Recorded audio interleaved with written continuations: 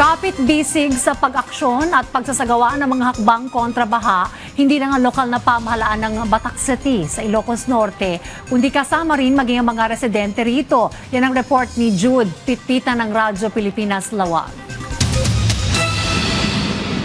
Ngayong tag-ulan, puspusan ang mga ginagawang hakbang ng lokal na pamahalaan ng Batac City dito sa Ilocos Norte para maiwasan ang pagbaha sa lungsod. Sa katunayan, hiningi na rin ng LGU ang tulong ng mga residente para sa Community Cleanup Drive. Isa sa mga tinutukan na lininis ng LGU at mga residente ang Kiawit River, Santa Rosa, Japa at Noto Creek na madalas umaapaw kapag malakas ang ulan. Sa pulwag kaysa kami nga bumarangay nga titinulong kami tatlo mataliban ti kinadalos itlawlaw tulong lat ka noon dagiti makaabang ti uniti waay na pigtig sa jay current ti danong bumaba ang agober puno ko.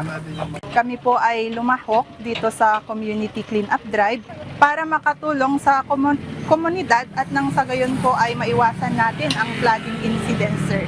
Pagmamalaki ng LGU Batac City, hindi pa man idinedeklara ang tag-ulan, nagsimula na silang mag-dredging sa ilog. Bagamat may mga hamon gaya ng panakanakang pag-ulan at lawak ng lugar na dapat linisin, nagiging madali raw ang lahat dahil sa pagtutulungan ng pamahalaan at komunidad.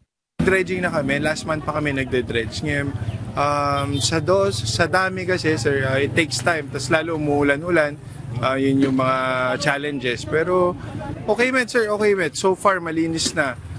It is part of the program of the President, siyempre, itong disaster risk reduction natin.